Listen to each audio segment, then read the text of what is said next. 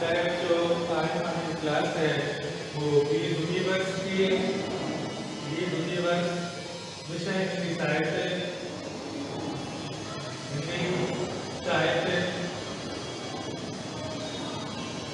और उप विषय है मुक्तक छंद। उप विषय मुक्तक छंद है। मुक्तक छंद नरला यानी क्वेश्चन हो गया मुक्तक छंद के प्रणेताओं में मुक्तक छंद के प्रणेता सूर्यकांत त्रिपाठी नरला की विशेषताओं का उल्लेख कीजिए। मुक्तक छंद से आप क्या समझते हैं?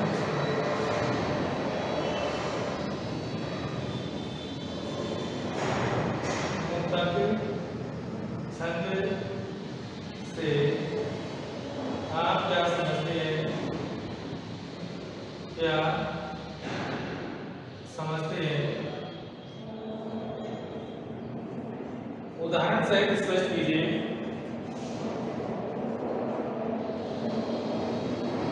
उदाहरण सहित स्पष्ट कीजिए।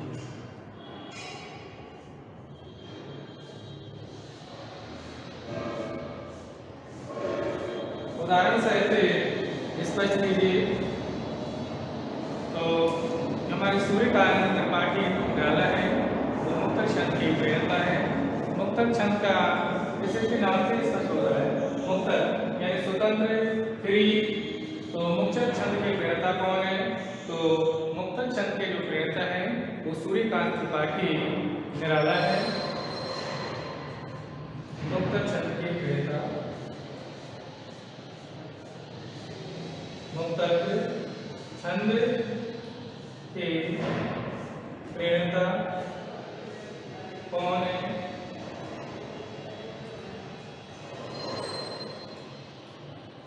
उत्तर लिखेंगे सूर्यकांत त्रिपाठी। मुक्तक छंद के प्रणेता सूर्यकांत त्रिपाठी नरला है।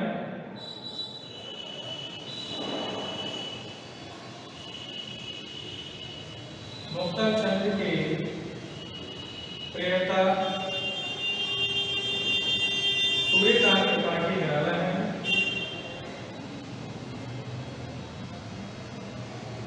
कांत त्रिपाठी नरला। इसी के साथ साथ मुक्तक छंद के प्रणेता कौन है? तो मुक्तक छंद के प्रणेता सूर्यकांत त्रिपाठी नरला है। नरला एक विद्रोही कवि के रूप में जाने जाते हैं। वे काव्य की विषय वस्तु में भी नवीनता का समावेश करने वाले कवि हैं तथा शैली शिल्प में नए प्रयोग करने के पक्षधर थे। सामाजिक अतनुप्रास वाली कविताओं की पंक्तियों में समान मात्राएं तथा अंत में तुक भी मिलती है। परिमित के प्रथम खंड में संकलित सभी कविताएं इस वर्ग की हैं। उन्होंने कहा है सूर्यकांत त्रिपाठी ने कहा है तुम हिमालय श्रम और मैं चंचल गति सुर सकता तुम में मैंने विश्वास और मैं कांत कामनी। कविता मैं बुक लिख रहा हूँ लिखिएगा साथ साथ। तुम हिमालय श्रृंग तुम हिमालय श्रृंग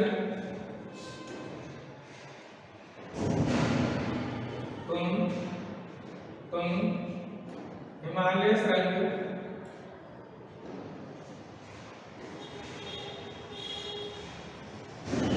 और मैं चंचल गति सो सकता और मैं चंचल गति सुर सरिता तुम विमल विश्वास तुम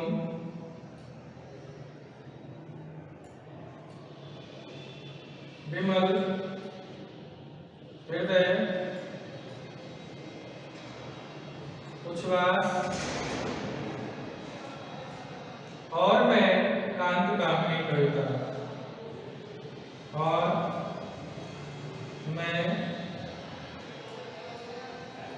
कांत कामिनी कविता, और मैं कांत कामिनी कविता। बेला संग्रह की गजलें इस प्रकार की हैं। सरी धरी बह रही, शरी धरी बह रही, व्याकुल उर दूर मधुर तू निष्ठुर गहरी। बेला संग्रह की गजलें इस प्रकार की हैं। बेला संग्रह की गजलें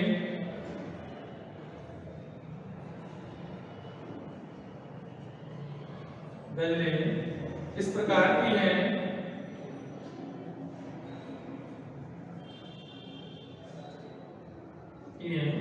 सूर्यकांत त्रिपाठी नाला कहते हैं। तो कहते हैं सरी धरी बह रही, सरी धरी बह रही, सरी धरी बह रही, सरी धरी बह रही, व्याकुल और दूर मधुर, व्याकुल और दूर मधुर, व्याकुल और दूर मधुर, व्याकुल और दूर मधुर तू निष्ठुर गहरी, तो निष्ठुर, तू निष्ठुर रह रही। लिखी दिया सर। सरी धरी बह रही, सरी धरी बह रही, व्याकुल और मधुर तू निष्ठुर रह रही। उदाहरण के लिए तुलसीदास नामक कविता ली जा सकती है, जिसमें कवि ने 6 पंक्तियों का एक ऐसा मौलिक छंद लिखा है।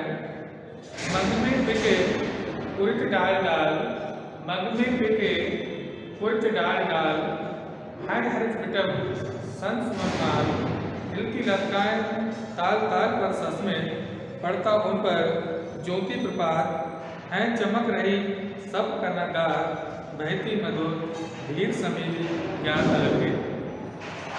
कहते हैं मग में बिके कुरित डाल डाल, है पिटम संस मनमाल, दिल की लटकाए ताल ताल पर सस में, पड़ता उन पर ज्योति प्रपात, है चमक रहे सब का नगार।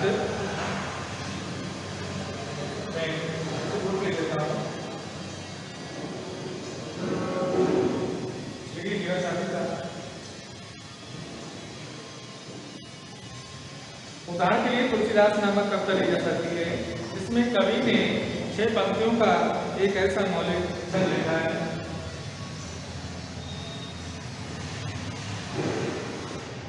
उदाहरण के लिए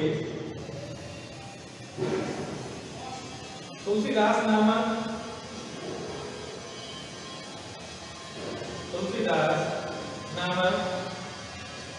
कविता ली जा सकती है, कविता ली जा सकती है,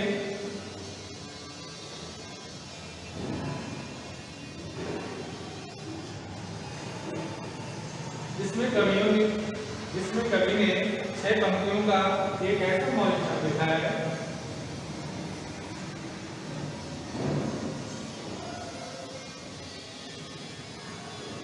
कवि ने 6 पंक्तियों का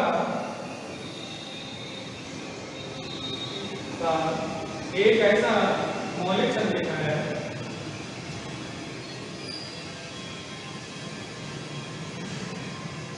ऐसा मौलिक छंद लिखा है।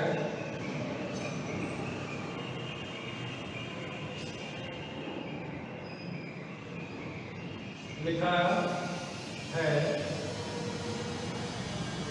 मिलता है मग में बिके कुरित डाल डाल, सारे पैसे ले लीजिएगा। मग में बिके कुरित डाल डाल,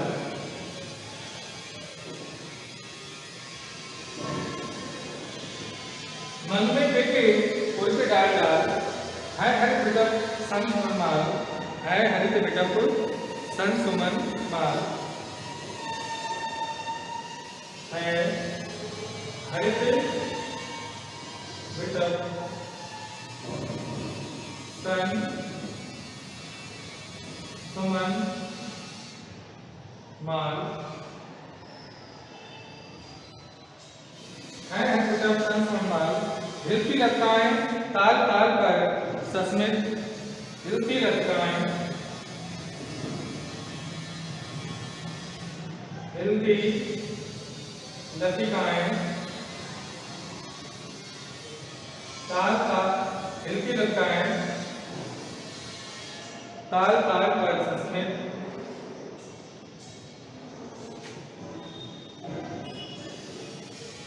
ताल ताल पर सस्मित पड़ता उन पर ज्योति प्रपात पड़ता उन पर ज्योति प्रपात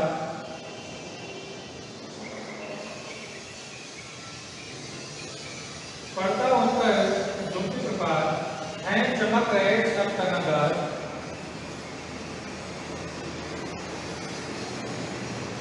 है चमक रहे सब कनक गार है चमक रहे सब कनकगार बहती मधु धीर समीर ज्ञात अलंकृत बहती मधु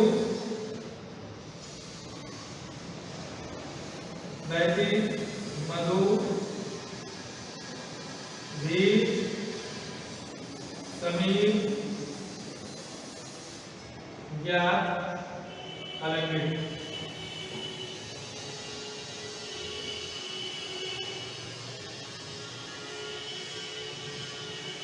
बहती मधुर समीर ज्ञात अलंकृत लिख लीजिएगा इसको काले पेन से इसको ऐसे इन्वर्टेड कामा में बंद कर दीजिए।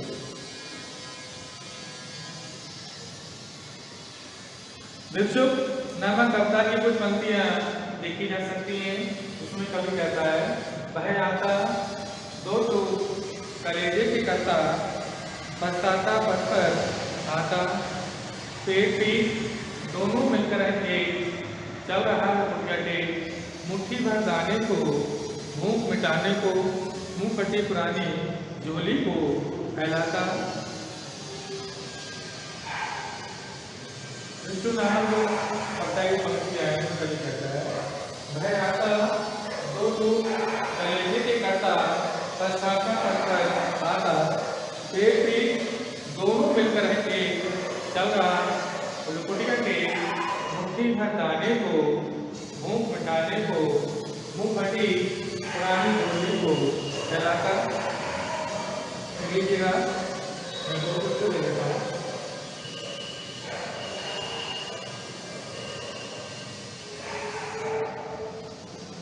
विक्षुब्ध नामक कविता की ये पंक्तियां लिखी जा सकती है।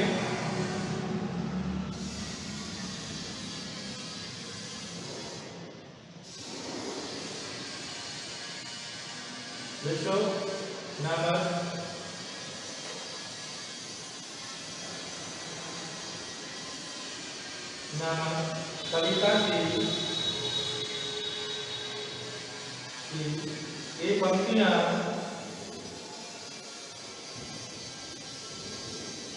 ये पंक्तियां देखी जा सकती है।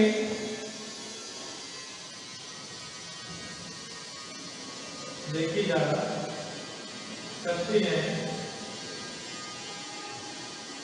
विक्षुब्ध नामक कविता की ये पंक्तियां लिखी जा सकती हैं। इसमें कवि कहना चाहता है वह आता दो टूक कलेजे के करता वह आता दो तो कलेजे के वह आता वह आता दो तो कलेजे की कर्ता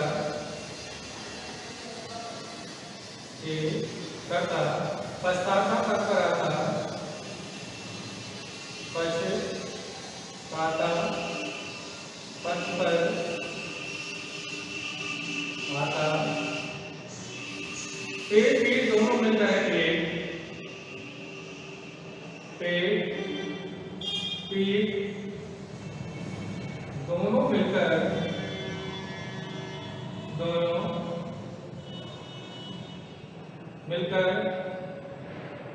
है एक मुट्ठी भर दाने को भूख मिटाने को मुट्ठी भर दाने को भूख मिटाने को मुट्ठी में दाने को भूख मिटाने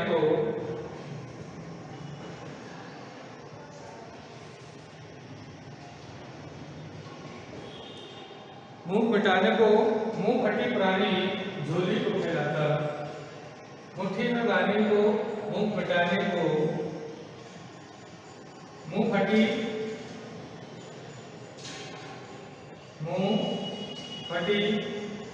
पुरानी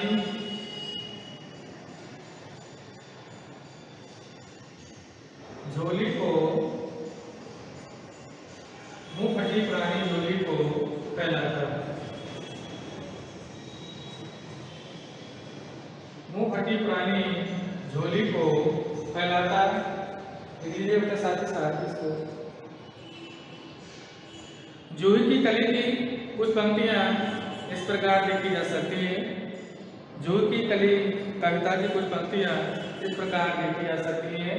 विजन पर पल्ली पर सोती थी स्वाद भरी किसने सपन मगन अमल कोमल तनु तड़ी जूही की कली द्रग्न किए शीतल पत्रांत में। जूही की कली की कुछ पंक्तियां इस प्रकार लिखी जा सकती हैं।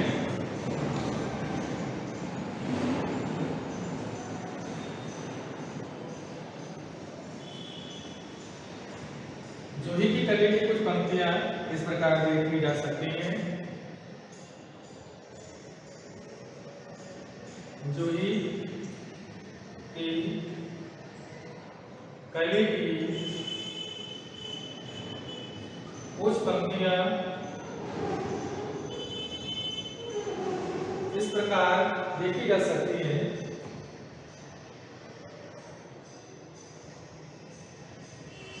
इस प्रकार देखी जा सकती है।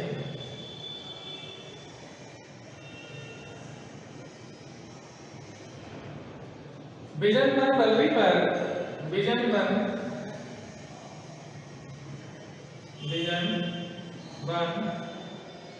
बलरी पर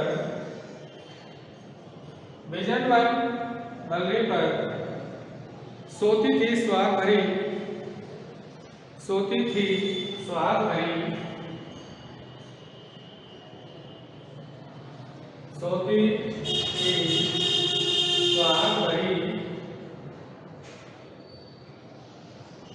इसमें सपन कोमल विजन पर पल्ली पर सोती थी स्वाद भरी इसने सपन मगन कोमल इसने सपन मगन कोमल तनु तड़ी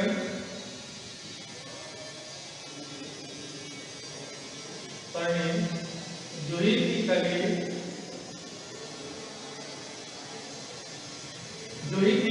कली द्रग्न किए शीतल पत्रांत में। जूही की कली द्रग्न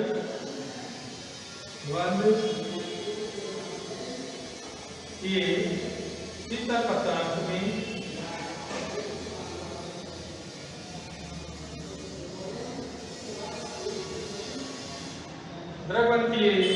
शीतल पत्रार्थियों ने निर्मला की छंद योजना पर बड़े बड़े प्रहार किए गए हैं। किसी ने इसमें रबड़ कहा तो किसी ने तेंदुआ छंद कहकर इनका उपहास किया, किंतु निर्मला ने इन आलोचनाओं की एकमात्र भी परवाह न करके अपने प्रयोग जारी रखे और उन्होंने साथ ही साथ स्पष्ट घोषणा कर दी कि मनुष्यों की मुक्ति की तरह कविता की भी मुक्ति होती है। मनुष्यों की मुक्ति कर्मों के बंधन से छुटकारा पाना है। कविता की मुक्ति छंदों के शासन से अलग हो जाना है। मुक्त काव्य साहित्य के लिए अनर्थकारी नहीं होता, किंतु उसे साहित्य में एक प्रकार की स्वाधीन चेतना फैलती है जो साहित्य के कल्याण की मूल होती है। मैं दोबारा आपको रिवीजन कर देता हूँ। दयाला जी ने कहा है मनुष्यों की मुक्ति की तरह कविता की भी मुक्ति होती है। मनुष्यों की मुक्ति कर्मों के बंधन से छुटकारा पाना है। कविता की मुक्ति छंदों के शासन से अलग हो जाना है। मुक्त काव्य साहित्य के लिए अनर्थकारी नहीं होता, किंतु उससे साहित्य में एक प्रकार की स्वाधीन चेतना फैलती है जो साहित्य के कल्याण की मूल होती है। आज हमारी क्लास यहीं पर समाप्त होती है। इसके बाद नेक्स्ट टाइम आपको फिर से बदलाएंगे।